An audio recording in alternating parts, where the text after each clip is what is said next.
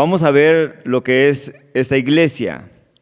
Y le he titulado a este mensaje, Carta a la iglesia de Sardis, una iglesia muerta.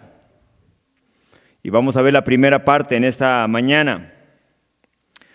El Señor Jesucristo le escribe a esta iglesia de Sardis, que estaba en esta ciudad, que era muy antigua, que había quedado bajo el imperio de Roma como una de las provincias de ese imperio.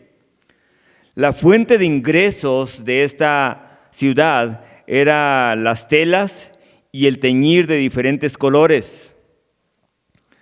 También esta ciudad en un día fue la capital de Lidia. Y qué interesante, porque en el libro de los Hechos encontramos a una mujer llamada Lidia, amadora de Dios, y la cual vendía telas de púrpura.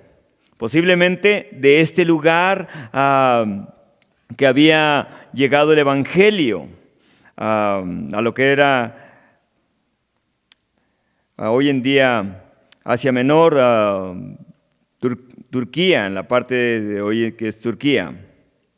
Sardis era una ciudad entregada completamente al paganismo. Adoraban toda clase de dioses, tenían toda clase de idolatría como ciudad.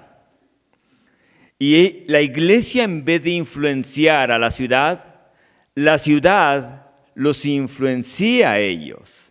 De tal manera que adoptan todo lo que la ciudad ha hecho y está haciendo. Como es interesante, en esa ciudad había toda clase de sectas, de religiones, de sociedades secretas. Algo así como lo que hoy en día hay en Estados Unidos, Europa, incluso México, y en muchos países del mundo, con las sociedades secretas de tinieblas.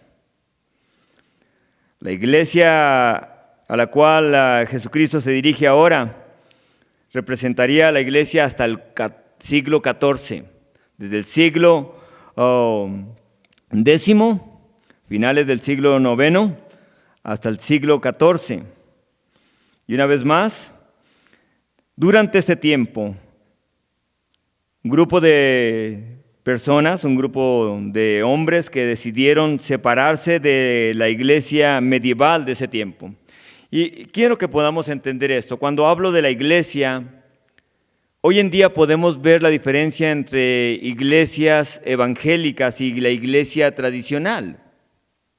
En ese entonces nomás había una iglesia. En las comunidades, en las ciudades. No había diferentes denominaciones como hay hoy en día. Así que cuando una persona llegaban a un lugar de una ciudad, buscaban la iglesia en ese lugar. Buscaban la iglesia en ese lugar. Y en esa iglesia que podemos ver en esta mañana, que vamos a estar estudiando, es una iglesia la cual se había sumido en las tinieblas y en la oscuridad, a tal grado de que el Señor va a reprenderla completamente. No hay una sola palabra donde puedan ver alguna cualidad en ellas, solamente en algunas personas que estaban ahí. Se habían adoptado toda clase de atrocidades, de doctrinas torcidas, que Sergio III, cuando llegó a ser papa en el año 904 al año 967 después de Cristo, la llamó el gobierno de las rameras a esa iglesia. En ese tiempo. Y aunque esa iglesia a la cual se refiere el Señor Jesucristo las iglesias estaban en lo que es hoy en día Turquía, en Asia Menor, se habían vuelto tan idólatras, tan centrados en las cosas de dineros, que vendían cosas espirituales y se habían sumido en el sinomismo. Que quiere decir la venta deliberada de cosas, de sacramentos, prendas, objetos.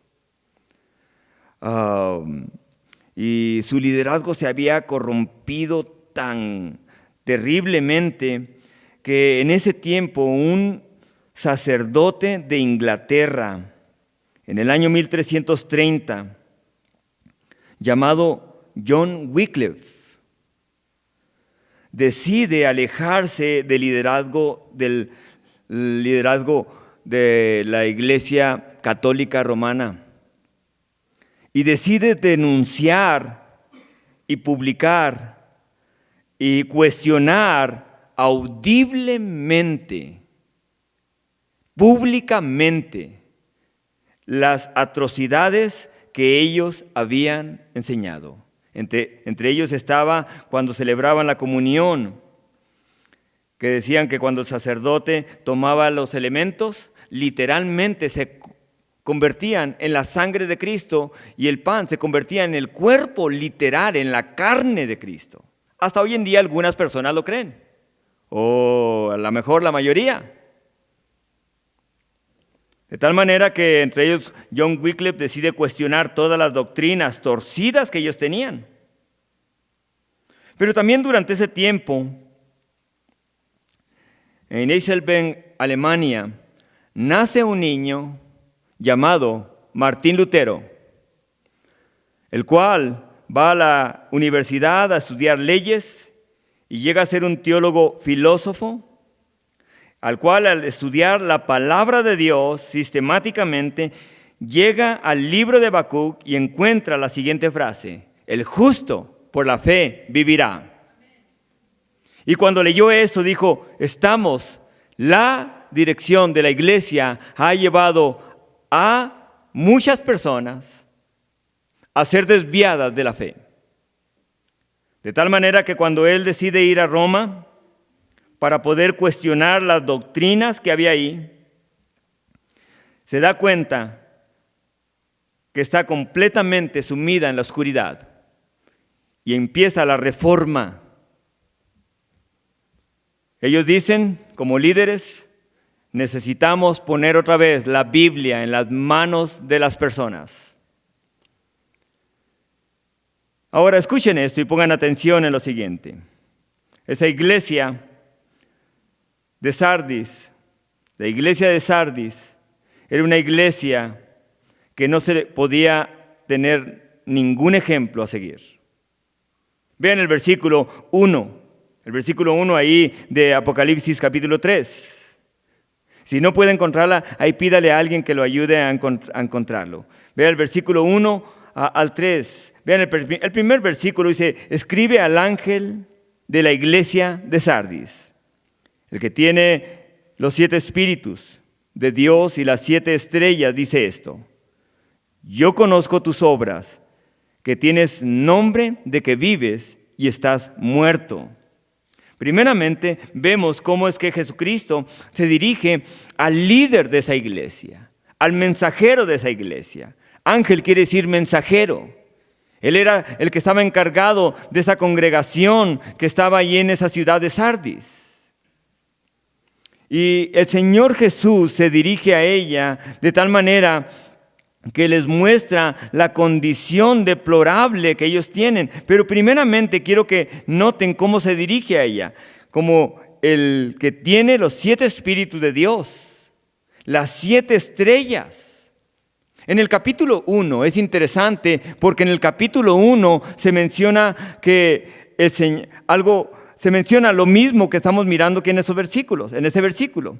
Se menciona de que Jesucristo es el que tiene los 7 espíritus y las 7 estrellas. Y dice quiénes son. Así que en el capítulo 1 muestra las características de quién es Jesús. Y ahora se muestra en el capítulo 2 y 3, quién es Jesús y las características divinas que deben estar en la iglesia. Que deben estar en la iglesia. Una vez más, les digo, la condición de Sardis como iglesia era tan deplorable que se habían rodeado de idolatría. Luchaban por el poder y las riquezas. Y permitían que los hijos de Dios, que eran fieles, quedaran en ignorancia al imponerles doctrinas que no eran bíblicas. Un comentarista llamado Andrew Tate establece y dice sobre esa iglesia, dice, la iglesia de Sardis eran tan idólatras, todos eran tan idólatras que adoraban a la diosa madre Cíbele. En la ciudad se adoraba esa deidad, esa mujer. Y el templo fue levantado en su honor. Todavía hay restos en ese templo, dice este comentarista. Su culto de oración era tan terrible y atroz al envolver festivales y orgías dentro de la iglesia. Estaban completamente sumidos en la oscuridad.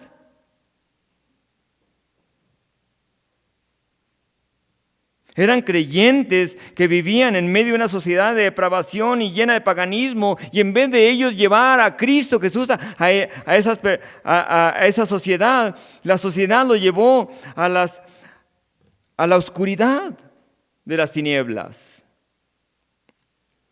La iglesia de Sardis era una iglesia centrada en el dinero, centrada en buscar placeres terrenales, placeres temporales en la carne. Eran amadores del placer, buscadores de los deleites más que de Dios.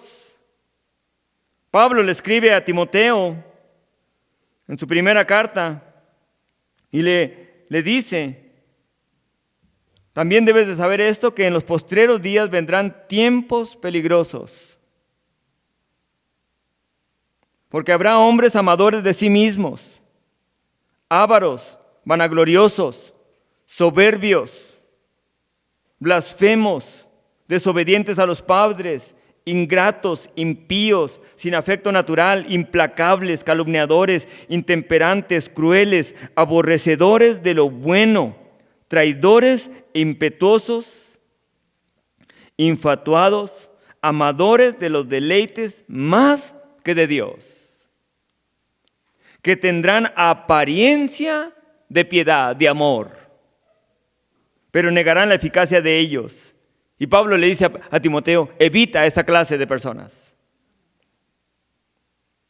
La iglesia de Sardis era exactamente esta descripción que da Pablo a Timoteo. Sus líderes eran líderes amadores de sí mismos, ávaros, vanagloriosos, soberbios, blasfemos. Y el Señor se dirige a esta iglesia y les dice, y se dirige a ellos como el que tiene los 7 espíritus de Dios, las 7 estrellas. Ahora, ¿qué son los 7 espíritus de Dios? ¿Qué son las 7 iglesias? ¿A qué se refiere eso? En el capítulo 1 lo menciona.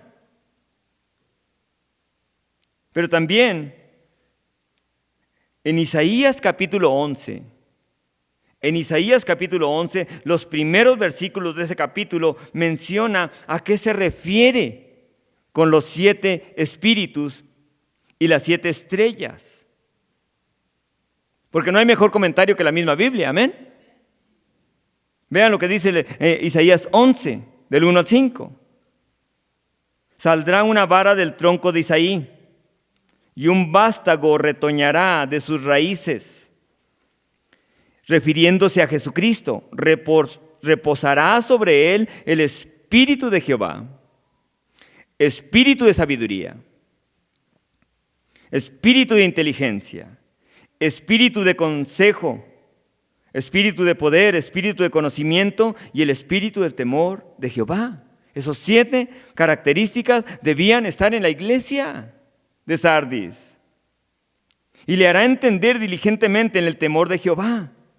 Ese es el propósito de que el Espíritu de Dios en toda su llenura llene a los hijos de Dios de tal manera que puedan saber cuál es el temor de Dios en sus vidas en cualquier lugar donde están. Dice, no juzgará según la vista de sus ojos, ni arguirá por lo que sus oídos oigan, sino que juzgará con justicia a los pobres. ¿Qué es lo que estaba haciendo la iglesia de Sardis? Engañando a los pobres. ¿Se imaginan? Vendiendo indulgencias. Con cierta con cierta cantidad de dinero podemos sacar a tus familiares que han muerto del purgatorio. Eso es lo que hacían. Se inventaron toda clase de doctrinas para enriquecerse. La palabra de Dios nos da luz, amén. Nos da iluminación a nuestro espíritu, a nuestra alma. Y nos da seguridad que solo en Cristo Jesús podemos tener esas características que se escriben aquí en Isaías capítulo 11. Juzgaría a los pobres, arguirá con equidad por los mansos de la tierra y herirá la tierra con la vara de su boca y con el espíritu de sus labios matará al impío cuando el Señor vuelva. Dice que con el espíritu de su boca, Jesucristo destruirá a este líder mundial europeo que está por salir, que está por presentar al mundo, Europa presentar a este líder mundial. Y será la justicia cinto de sus lomos. Vean la característica, una de las características que debe haber, si hay un lugar donde debe haber justicia, es en los hijos de Dios, amén. Hoy vemos cuando escuchamos sobre gobiernos, lo que menos pensamos y se nos viene a la mente es que hay justicia. ¿Por qué? Porque han quedado tan torcidas todas las cosas que se están haciendo. No digo que todos estén así, pero la mayoría. Y la fidelidad, ceñidor de su cintura. ¿Cuál era una de las características de Jesucristo? Ser fiel al Padre. Y una de las características de un hijo de Dios es que debe estar la justicia como un cinto. ¿Un cinto es algo que se ve? ¿Es algo que se ve? Antes lo cargaban el cinto a un lado así y se miraba, era visible. La justicia debe estar visible. En nuestra vida la justicia no es lo que nosotros hacemos, es lo que Cristo hizo por nosotros en la cruz del Calvario.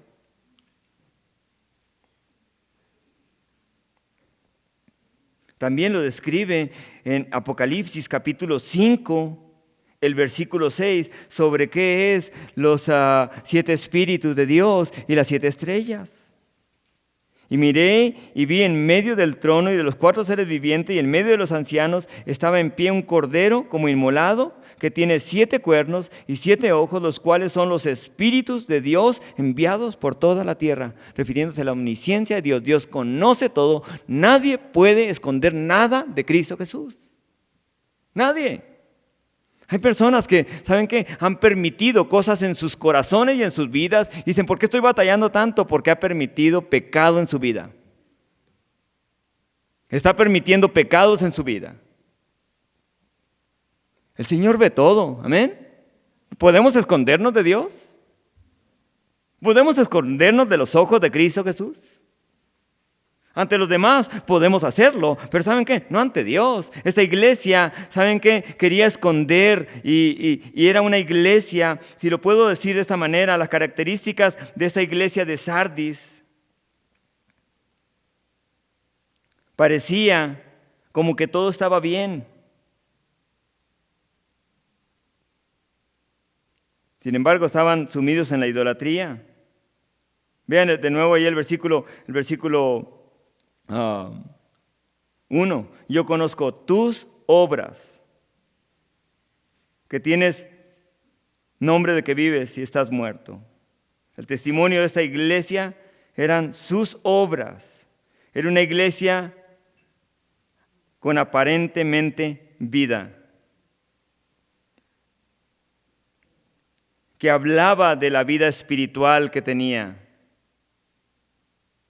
Sin embargo, sus obras no eran el fruto para la gloria de Dios. Eran obras muertas, como lo describe Hebreos capítulo 6 y el capítulo 9. Obras muertas. ¿Saben lo que son obras muertas? Es el esfuerzo de la carne de querer agradar a Dios. Es el esfuerzo en la carne de querer agradar a Dios en sus propias fuerzas. Ahora sí le voy a echar ganas. Y salen y otra vez igual. ¿Por qué? Porque la única obra agradable delante de Dios es la obra de la cruz del Calvario en Cristo Jesús. Es la única. Y debemos descansar en ello.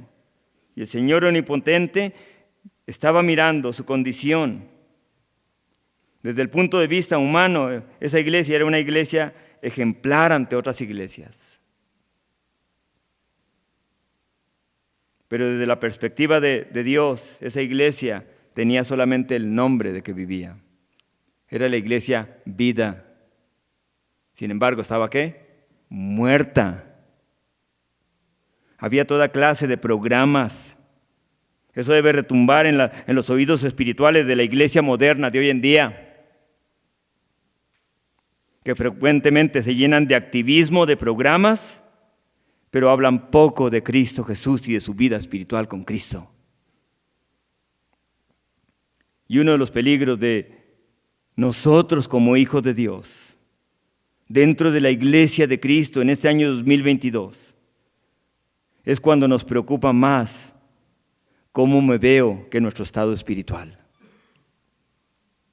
Es cuando nos preocupa más nuestra reputación, tener una reputación. Y hay una gran diferencia entre una reputación y un testimonio. La reputación es la que nos hace ver bien ante los hombres, las que nos hablan bien de nosotros. Dios nos guarde de tener reputación, hermanos. Dios busca carácter en los hijos de Dios. Y ese carácter es formado por medio de la palabra y del poder de su Espíritu Santo y de una relación íntima con Cristo Jesús. No hay carácter si no hay una relación con el Señor. Cuando empezamos a aceptar toda clase de torceduras en nuestras mentes simplemente por lo que miramos o lo que leemos que no va de acuerdo a la palabra del Señor.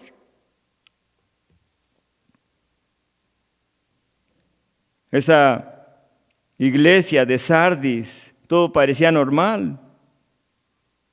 Era una iglesia con una reputación en su ciudad. Era una iglesia muy cool, ¿verdad? Era una iglesia que tenía renombre. Iglesia vida, y estaban muertos. ¿Se imaginan? Vamos a adorar al Señor porque ahí tenemos la vida. ¿Y qué le dice el Señor? ¿Estás qué? Muerta. El diagnóstico del verdadero doctor de doctores es: no tienes vida. El centro de vida es Cristo Jesús. Y si Cristo no es el centro, no hay vida. Era una iglesia que cada noche había actividades. Una iglesia que en la página de Facebook se miraba todo lo que iba a haber. Los mensajes que mandaba en el Twitter, en el WhatsApp, decía: vamos a tener esta actividad. Puro activismo, programas. Sin embargo, no había una relación íntima con el Señor. Su vida misma lo reflejaba.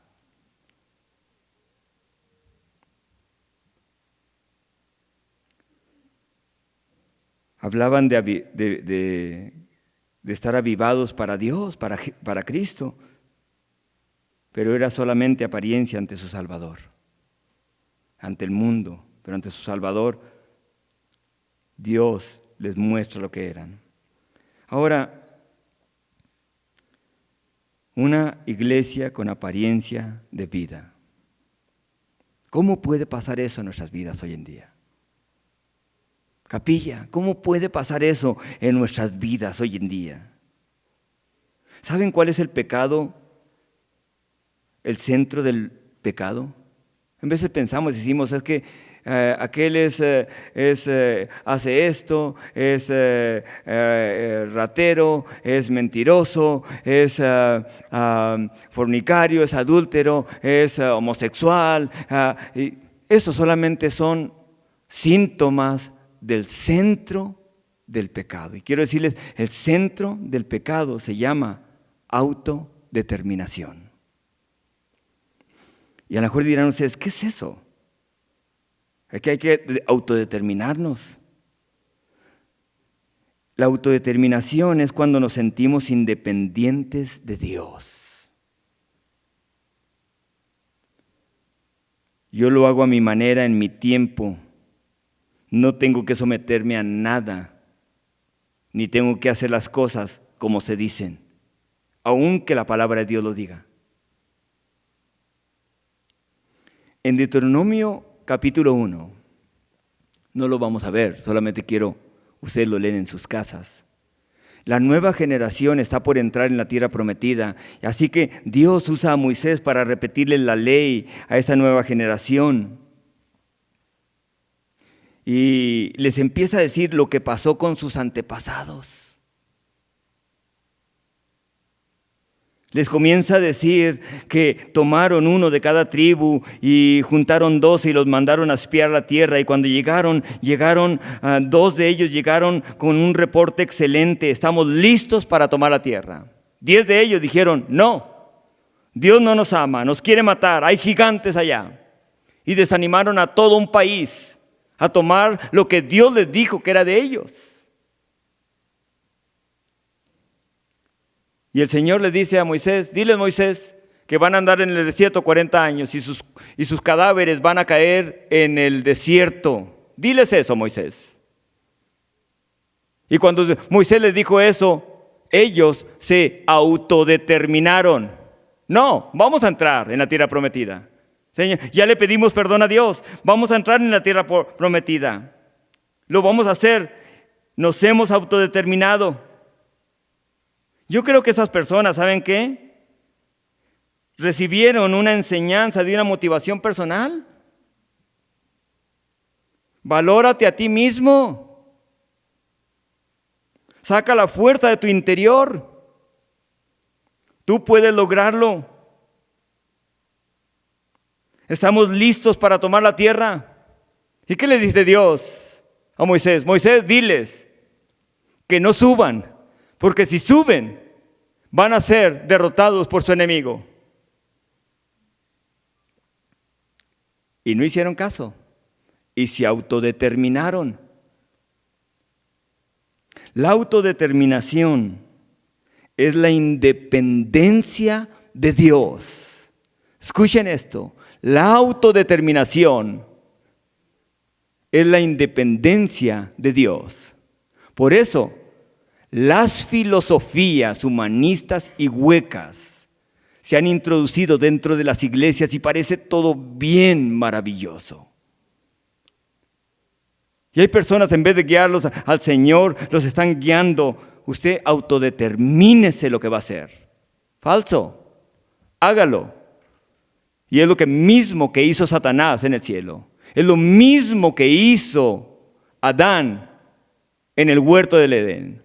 Es lo mismo que hicieron estos ángeles, estos hijos de Dios, cuando se autodeterminaron venir y mezclarse con la raza humana. Es lo mismo que se determinó esa sociedad secreta en el Génesis 11, cuando dijeron, no necesitamos a Dios, hagámonos un nombre que por si somos esparcidos sobre la tierra.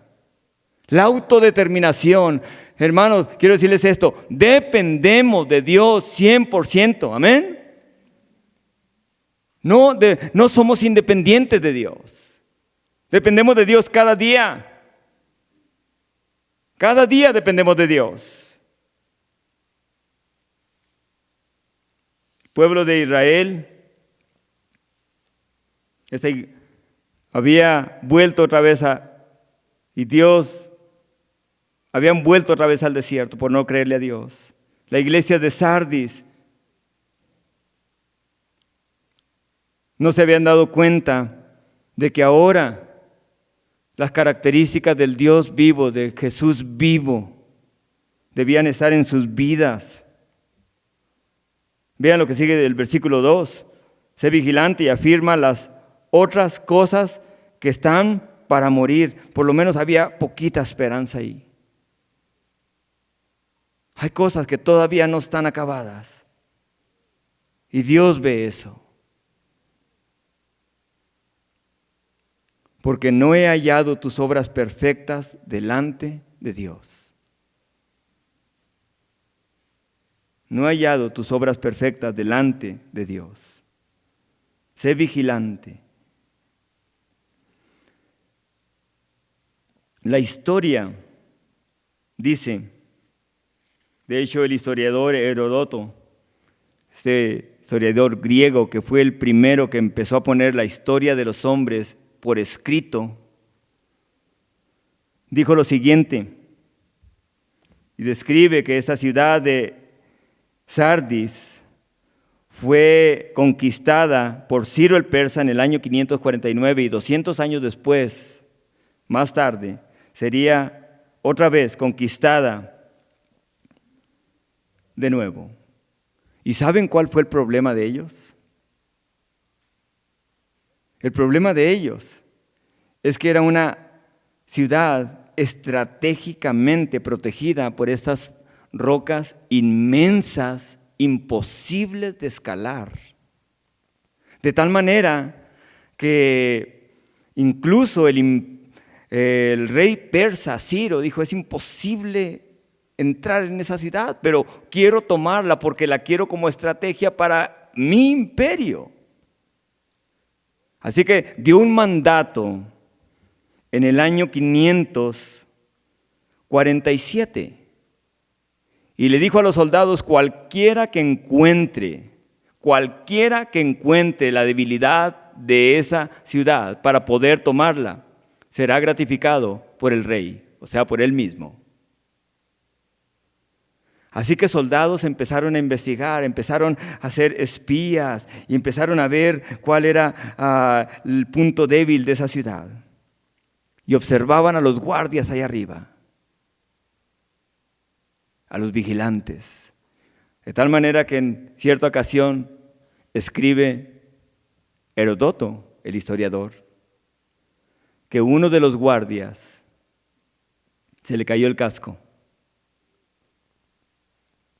Y ese soldado estuvo esperando a que alguien bajara. Cuando bajó por el casco, lo fue siguiendo y encontró que la ciudad era fácil de tomar.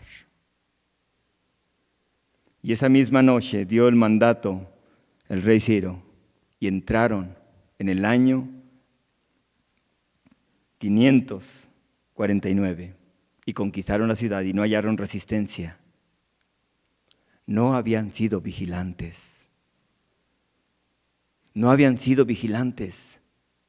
Y quiero que vean de nuevo el versículo 3, porque le vuelve otra vez y le dice, acuérdate pues de lo que has recibido y oído y guárdalo y arrepiéntete, pues si no velas, vendré sobre ti como ladrón y no sabrás a qué hora vendré sobre ti.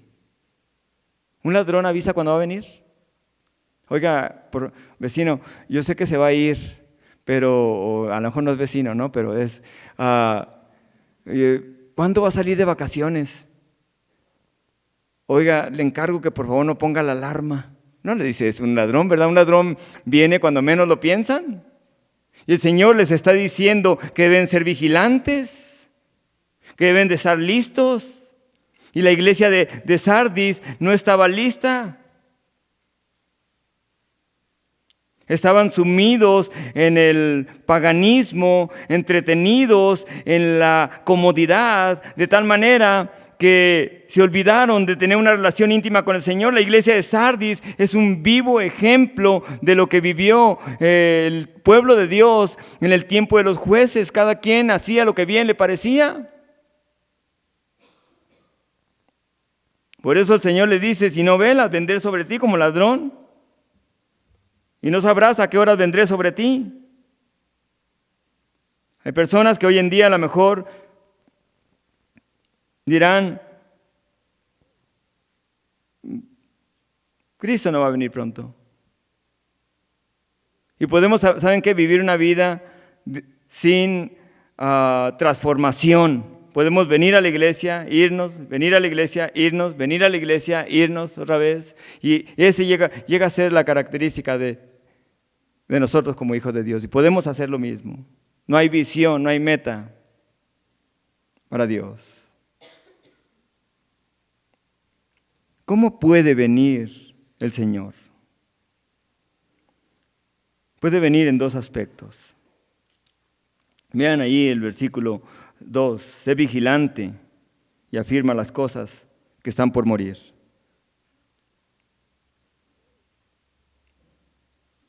Pues si no velas, vendré sobre ti como ladrón. ¿Cómo puede venir el Señor? Puede venir en dos aspectos. Primeramente, a través del rapto. ¿Sí sabían que la iglesia de Sardis es una representación de lo que la iglesia tradicional hoy en día cree? La iglesia tradicional hoy en día, ellos no creen que Cristo volverá literalmente. Creen que Cristo vendrá espiritualmente y se va a establecer a través de la iglesia mundialmente. Esa es la doctrina que ellos enseñan. Así que la mayoría de las personas vive su vida como si Dios no existiera. Hay algunos pocos personas, como dice el versículo 4, dentro de la iglesia tradicional, que no han manchado sus vestiduras, creen en Cristo Jesús, aman a Cristo Jesús, predican a Cristo Jesús. Sin embargo, la iglesia de Sardis no esperaba la venida de Cristo. Así que estas palabras del Señor debieron haber retumbado en sus corazones de tal manera que dice, vengo por ustedes, sean vigilantes. Ya les había pasado como ciudad. Como ciudad habían sido conquistados 2 veces. 2 veces habían sido conquistados como ciudad. Y lo mismo le estaba pasando a la iglesia. No estaban siendo vigilantes para las cosas erróneas que van en contra de la palabra de Dios. Eran programas, eran activismo dentro de la iglesia. Se miraba muy hermosa la iglesia. Había toda clase de cosas, de tal manera que no eran vigilantes hacia lo principal, que era su relación con Jesucristo y su relación y transformación a través de la palabra de Dios y a través del Espíritu de Dios en sus vidas. La semana que entra vamos a ver algo bien interesante, porque a lo mejor diremos, vean el versículo 5, dice, el que venciere será vestido de vestiduras blancas y no borraré su nombre del libro de la vida. Y confesaré su nombre delante de mi Padre y delante de sus ángeles. En vez de escuchamos la palabra del Señor, decimos, Señor, ¿qué va a pasar con las personas? ¿Puede ser borrado mi nombre? Entonces depende de mí. ¿Depende de mi perseverancia? ¿O es por gracia? ¿Qué quiere decir el Señor Jesús con esto?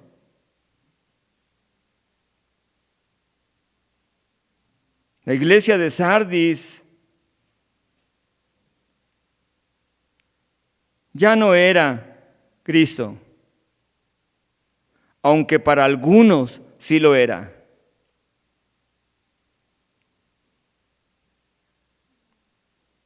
La iglesia empezó a descuidar, fueron negligentes en su caminar con Dios.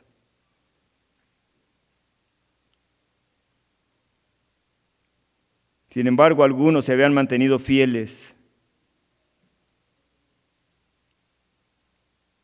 La autoconfianza es el mayor peligro que existe en los hijos de Dios. Cristo no viene tan pronto. En vez de escuchamos, Cristo viene pronto. No viene tan pronto. A lo mejor puede venir el año que entra, 2 años, no sé, a lo mejor puede venir en ese tiempo. Y empezamos a hacernos, ¿saben qué? Y decir, Él no va a venir tan pronto. Winston Churchill escribió lo siguiente, él como primer ministro de Inglaterra durante la Segunda Guerra Mundial. Porque todos los líderes, la mayoría de los líderes de Inglaterra estaban siendo negligentes en decir, Hitler no va a llegar hasta Inglaterra. Y cuando él escuchó a sus propios líderes y aún la misma nación diciendo no va a llegar hasta acá, hasta Inglaterra, él les escribió estas palabras. Y les dijo, les debo dejar una palabra de advertencia. Lo que le sigue a la cobardía y a la traición es la confianza excesiva que conduce a la negligencia y a la pereza. Ese es el peor de los crímenes de guerra. En otras palabras, no piensen que no llegará hasta acá. La iglesia de Sardis eran gente floja para no ver en las Escrituras. que estaban siendo desviados de la fe verdadera en Cristo Jesús. Solamente escuchaban a sus líderes y aceptaban todo lo que sus líderes les decían. Y a todos les decían, amén, amén. Había una negligencia impresionante en cada persona de esa iglesia de Sardis.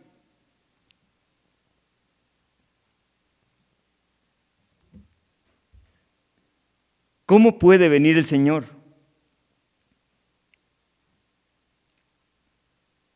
Sobre una iglesia así. Puede venir en dos formas. Número 1, Pablo le escribe a la iglesia de Tesalónica y le dice, porque el Señor mismo, con voz de mando y con voz de arcángel, con trompeta de Dios, descenderá del cielo y los muertos en Cristo resucitarán primero. Luego nosotros, los que vivimos, los que hayamos quedado, seremos arrebatados juntamente con ellos en las nubes para recibir al Señor en el aire y allí estaremos siempre con el Señor. Una de las formas que puede venir es a través del rapto. Es a través del rapto.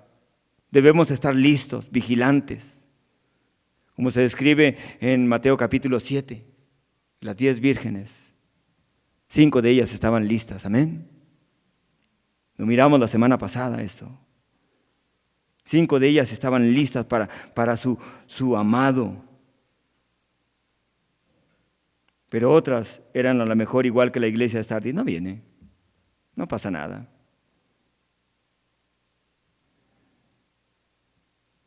La otra forma en que puede venir el Señor es a través de un juicio hacia ellos como iglesia.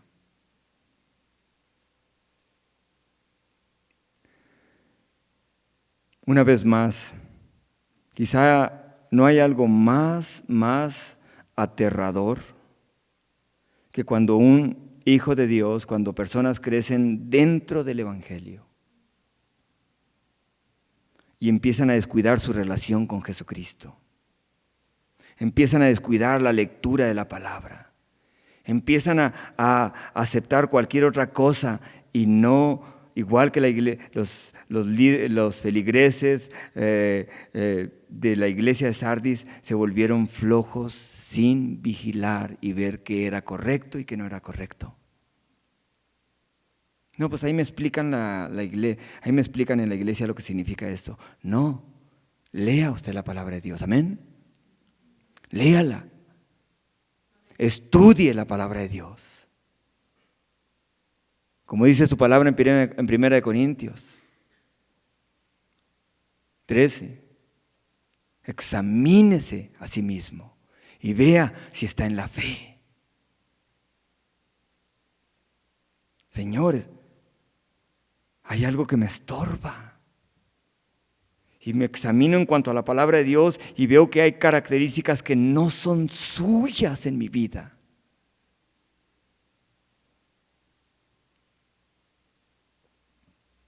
¿Han perdido la visión y la razón de vida que es en Cristo?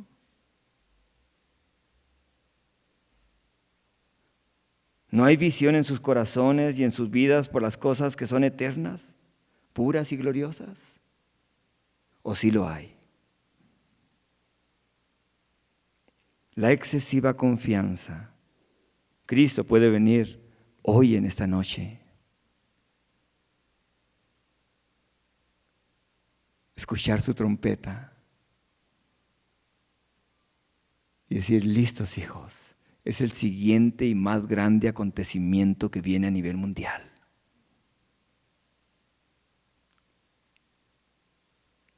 Todo parece normal, ¿verdad?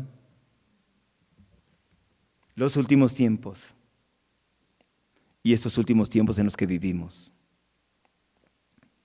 se hablará un lenguaje a nivel mundial. Igual que Génesis 11, un lenguaje se hablará. Claro, se dirá en español o en inglés o en francés o en árabe, pero será un lenguaje mundial. De tal manera que nosotros como mexicanos iremos a Estados Unidos. Y cuando vayamos a Estados Unidos, escucharemos un lenguaje, inclusión. No, pues todos lo están aceptando, ve, es lo normal de hoy en día. Habrá un lenguaje mundial. Inmoralidad libre para todos. Habrá un lenguaje mundial.